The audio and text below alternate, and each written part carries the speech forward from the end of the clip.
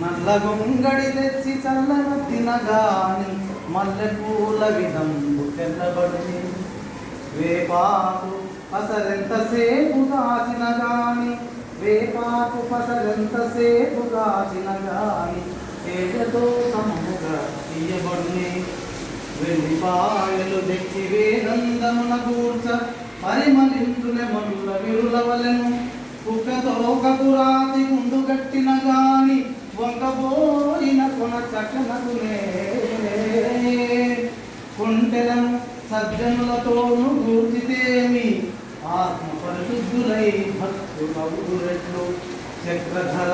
ధర్మపురి ధామ సార్వభౌమ నరహరి భక్తజన కల్ప నాగదత్వ